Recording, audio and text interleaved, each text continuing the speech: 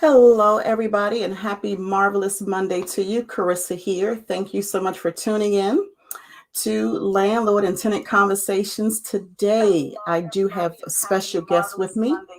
I have someone who is very knowledgeable about landlord and tenant law in the DC metropolitan area, someone who is no stranger to um, things that impact landlords in a negative way. And so I'm excited to share that on today. I have our special guest who is Miss Katrina Jones of the Jones Group. And if you have questions or comments, please drop it in the comment section. Please feel free to share this Facebook Live. And if you're watching a replay, let me just say thank you so much. Just a little bit about me. Again, I'm Carissa Spann. I am a landlord and tenant coach. This is what I do. I conduct these lives each and every Monday to bring information and awareness to landlords as well as tenants.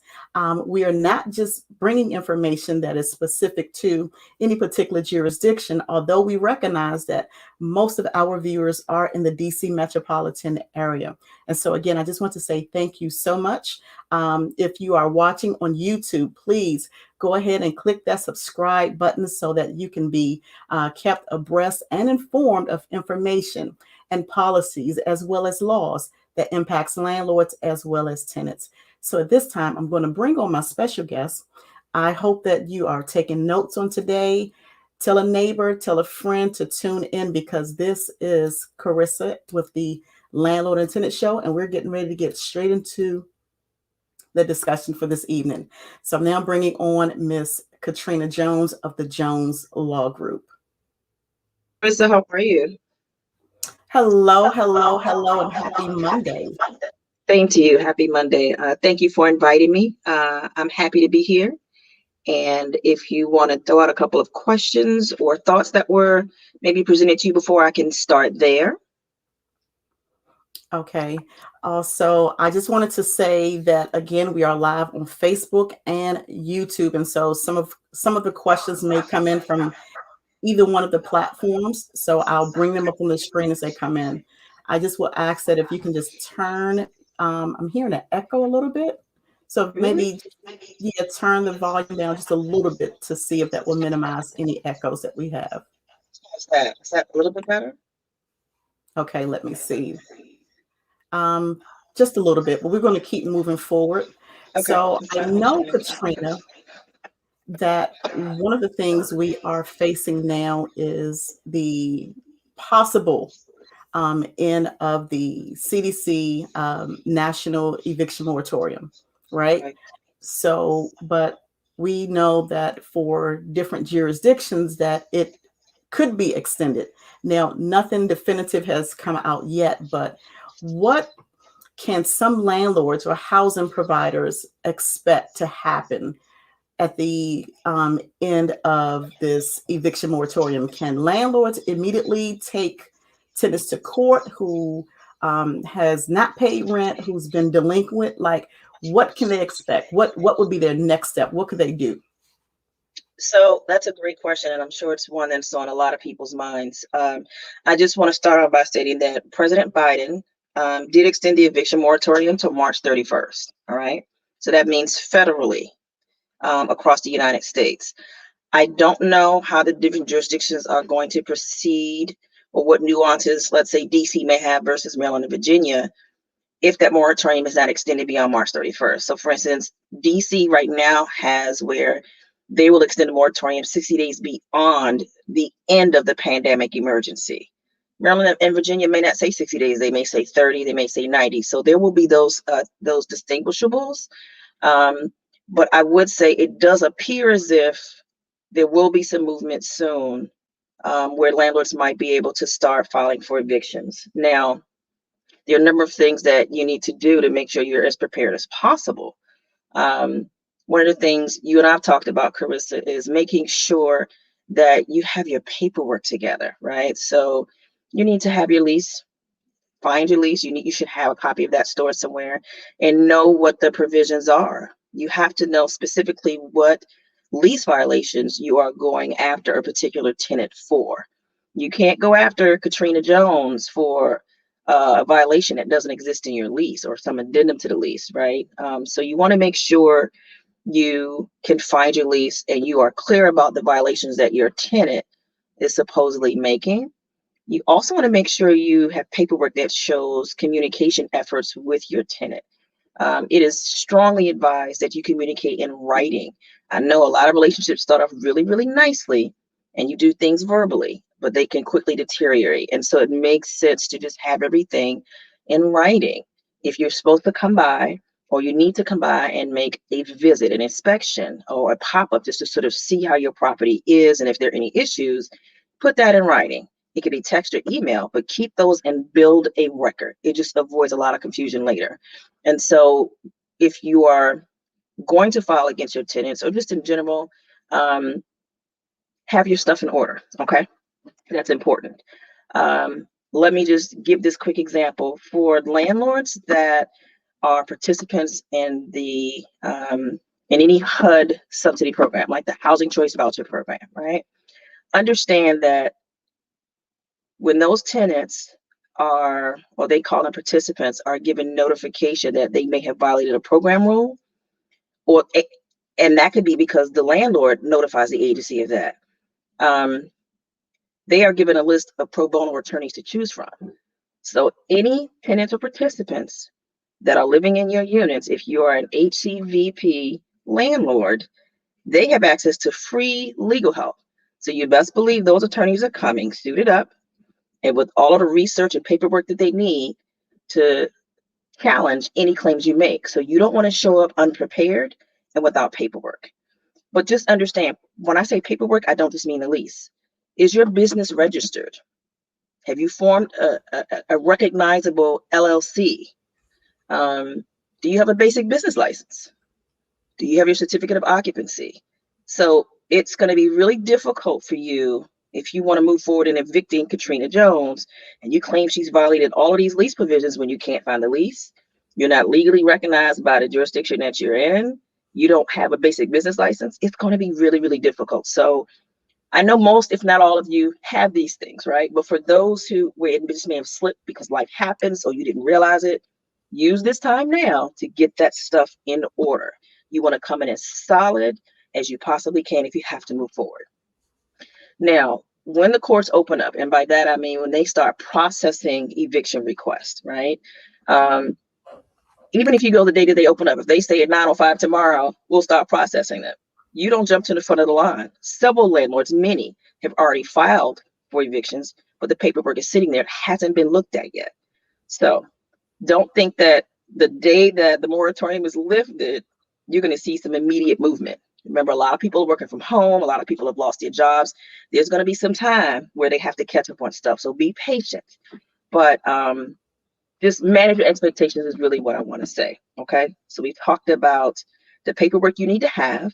We talked about how I think the process is going to look, at least at the beginning. And listen, there's no way to gauge how long it's going to take for your case to get reviewed, processed, and something scheduled. You have to be patient. And I know that's really difficult, especially for what the government considers small landlords, because you don't have that much flexibility in your finances. You need your rent payments so that you can make your mortgage payments and take care of your families. And so in addition to making sure your paperwork, your business paperwork is lined up, I would say if you haven't already, create what I call a pandemic plan. And that means doing a number of things. Take a stock of your portfolio, whether you have one property or 50 properties. You need to know what your business can withstand, okay? So for example, if you have 3 properties and you currently receive, I don't know, $1,500 a month from each of those 3 properties, and that is just enough to help you pay for all of your bills, then you know you can't stand a vacancy in one of those units.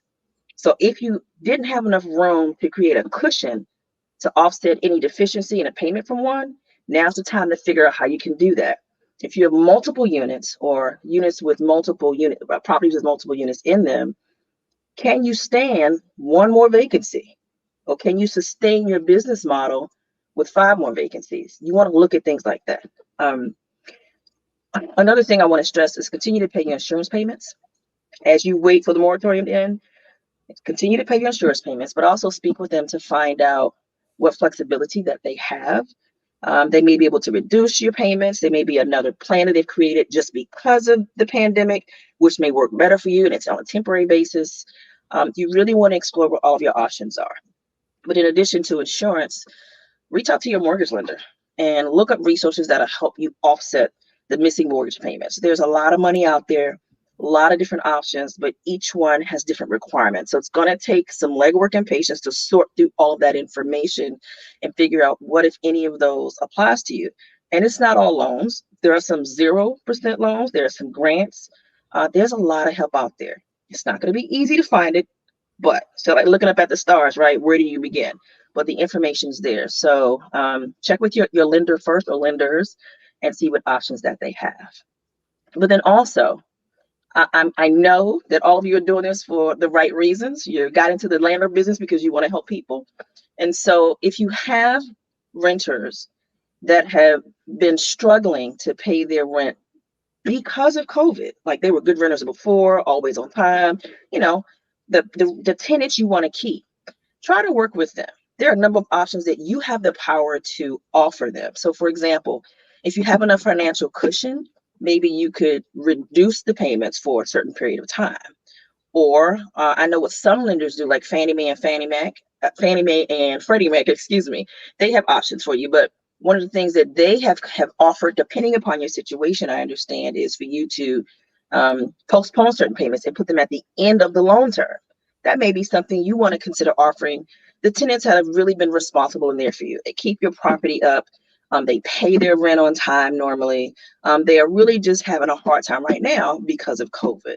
And so really consider those things. You may be in a position to forego rent for a month or two. I don't know. I know this late into the game, probably not for most, but just try to be flexible. And I think if you're really flexible and have an open conversation with your tenants, you may be surprised at what you may be able to come up with that'll help you both get through. You're not going to get everything you want because you might not be getting anything now.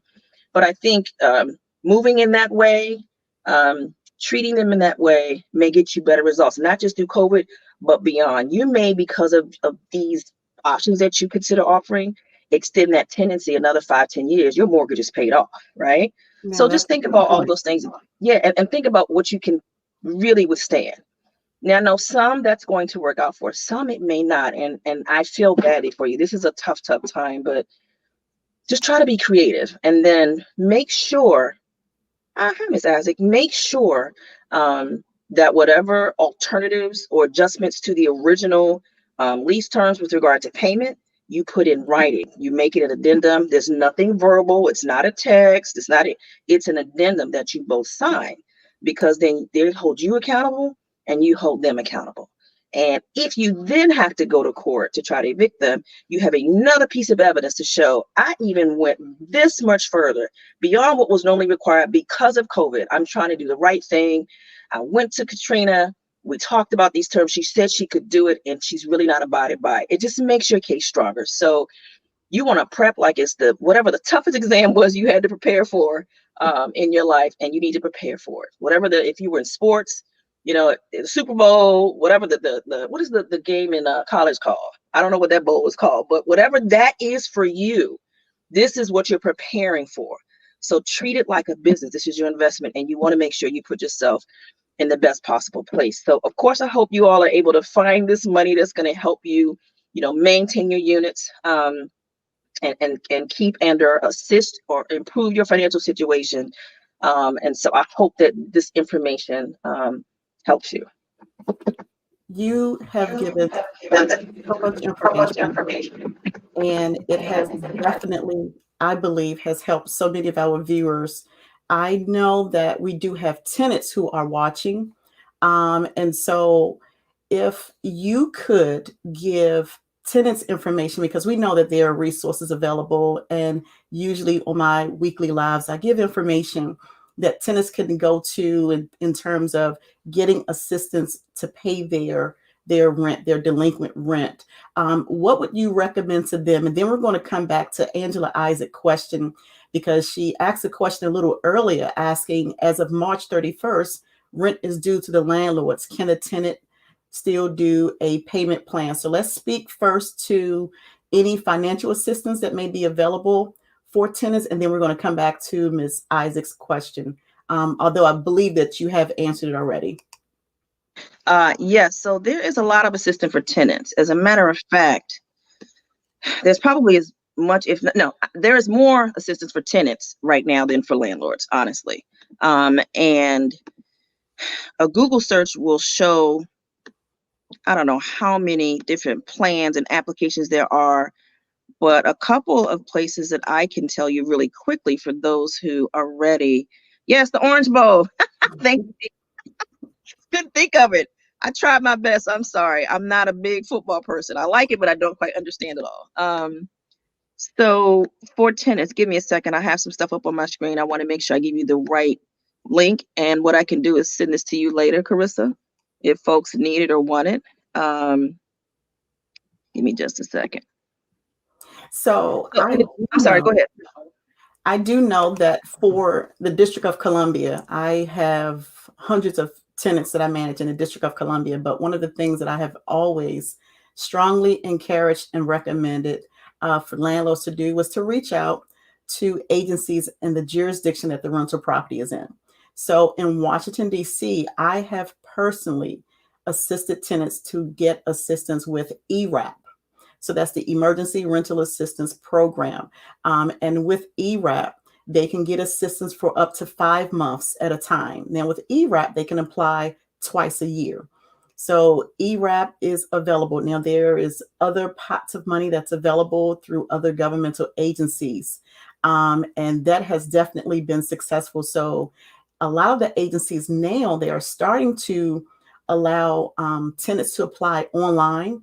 And so I just did this phone-a-thon campaign where I'll go through my delinquent tenants. So tenants who are delinquent, who haven't paid rent, I'll give them a call. I'm giving these tenants a call weekly to check in. Hey, this is Carissa. How are things going? We haven't received your rent payment.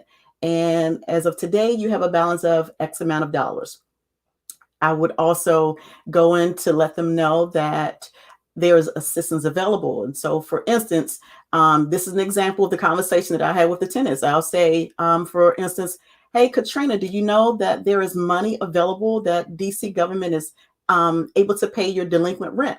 And in many cases, these residents don't know. And although, you know, it's information that we believe that they should know because I've sent out many newsletters. But anyway, sometimes they'll say, well, no, I didn't know. So what I have done was I've scheduled appointments for those tenants so that they can go online to apply for the money that's available. So I share that to say sometimes as housing providers and landlords, tenants are afraid, tenants don't know how to, maybe they have just flat out forgot to reach out for assistance that's available because they know that, okay, well, during this pandemic, this national eviction moratorium, that the landlord can't take me to court anyway. So although that's true, I want all of my tenants, I want my residents, I want all of the viewers who are watching, who are tenants, to know that rent is still due.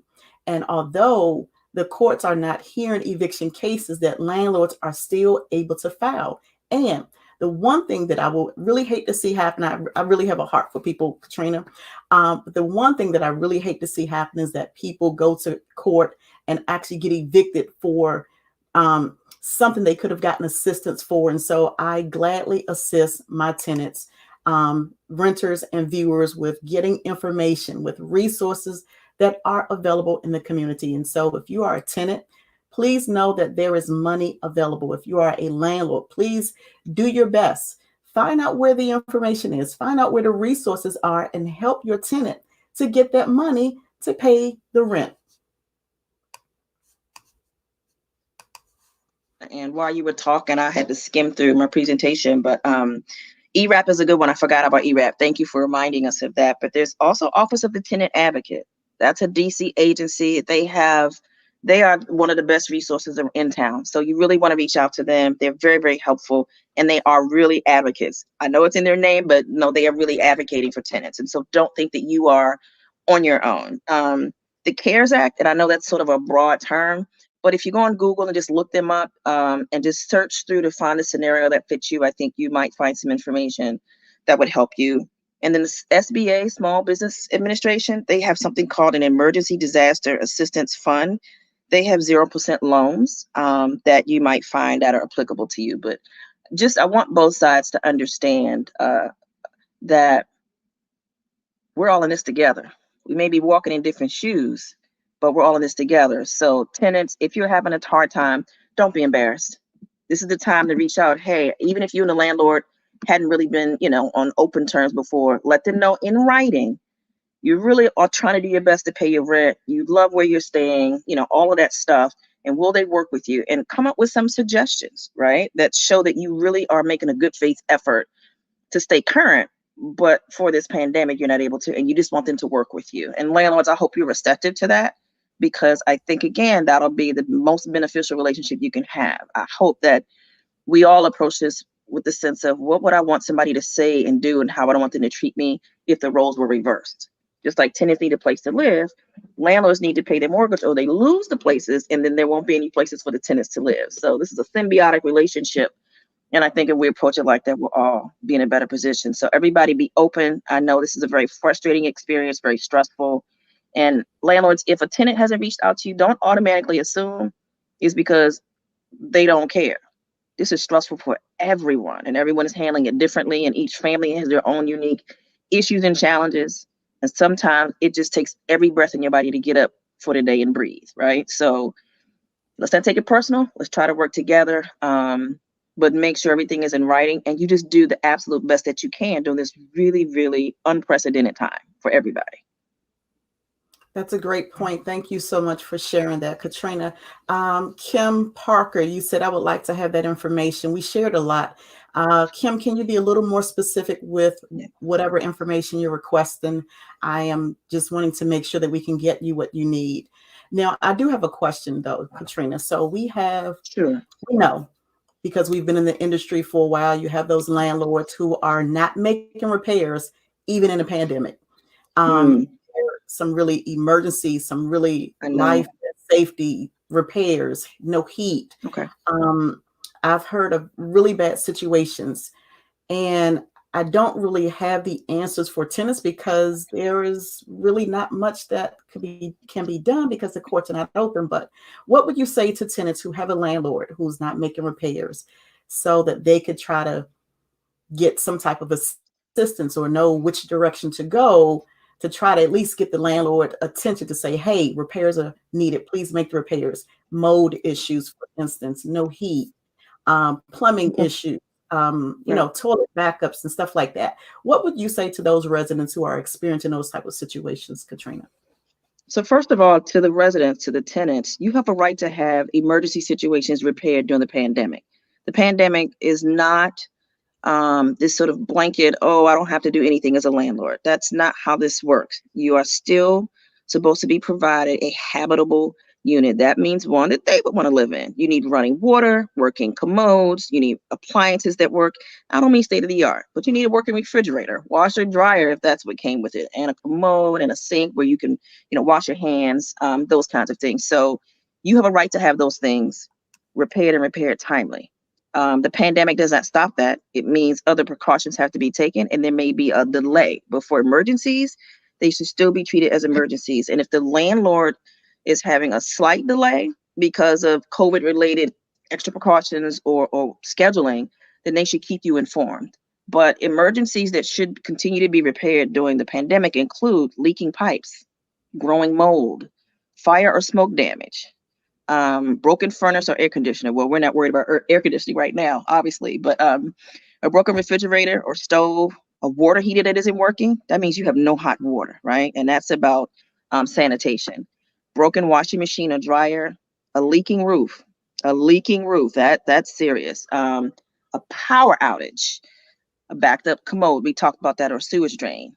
If you smell gas or any sort of fumes, and like a broken key to a unit, those are just no-brainers. They have to be fixed. So that means you have to work with them. Your work schedule may be different, but work together with the landlord. Make a request in writing, right? Be clear on what you're requesting. Don't just say, come by and I need things fixed. What does that mean? be very specific. Now it's easier than ever to take your phone, take a picture, snap it, and include it in the request, right? Now for non-emergency situations that you would normally request and expect, very quick service on, you have to be flexible, tenants. What a lot of jurisdictions have recommended is that both landlords and tenants send pictures of what's going on, a quick video, and some things you may have to consider doing yourself if the lease and or the landlord says that it's okay for you to do it. So for example, the holes in the wall where we punch a little nail to hang up a picture frame. Your lease may require or may allow you to, or the landlord may say, go ahead and spackle that. I just don't want to risk the health complications of us hiring a company with equipment to come in and out around your family to fill that up. Those things you can wait on and you can do them yourself so long as the lease and or the landlord says so. But the major ones, there is no excuse, and it's not legally permissible for them to not get those things fixed. All right. But again, make sure your request is clear, take pictures, and then be flexible with the communication, the setup of how those things are going to be fixed. But that's for both sides. And then landlords, keep it in writing what you are doing to address those things as quickly as possible and as safely as possible.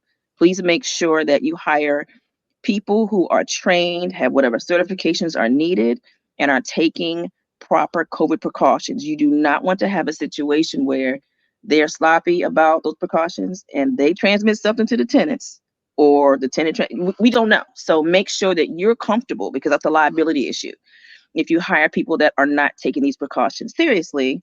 And then tenants, make sure when people come into your house that the landlord has hired, that you are taking the same precautions, right? So have your mask on, and do what they need to do as quickly as possible so they can get out.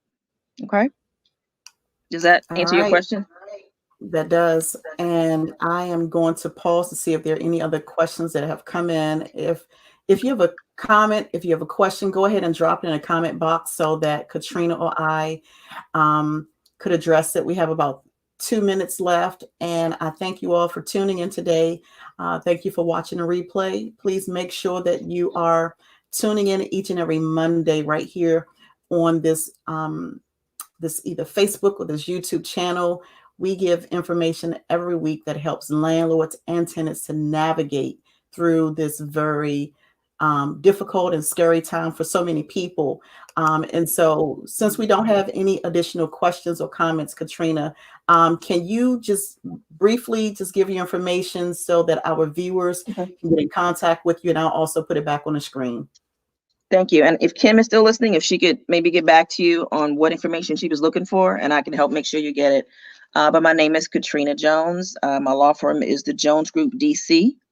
The website is thejonesgroupdc.com, and the email address is thejonesgroupdc@gmail.com. My phone number is 202-905-5111. I thank you for inviting me tonight. I hope I gave you some good information, and I'm happy to follow up with you at any time. Everybody stay safe, be flexible. We're all in this together. Thank you. Thank you. Thank you so much, Katrina. And again, guys, I'm excited that you've joined us today. I do hope that something that was shared on today has helped you, or maybe it's going to help someone that you know, because at the end of the day, rather, just as Katrina stated, that we're all in this together. And many of you who have been watching me and follow me, you know that I consistently say that together is better. We are in this together. Landlords as well as tenants. And if you are not impacted directly by the COVID pandemic, then somebody you know is. So please share this information. And again, please also do like and subscribe to my YouTube channel. My new time to come online to do these lives is 7:30 p.m. each and every Monday. So I'm right here online, whether it's Facebook or YouTube. I come online at 7:30. And if you have questions or comments, please drop it in the comment section. Even if I'm not live, I will respond to them. So Katrina, thank you so much. And I look forward to you coming back and sharing more information with our viewers. Thank you, everybody. Have a great evening. Stay safe. All right, guys. Bye for now.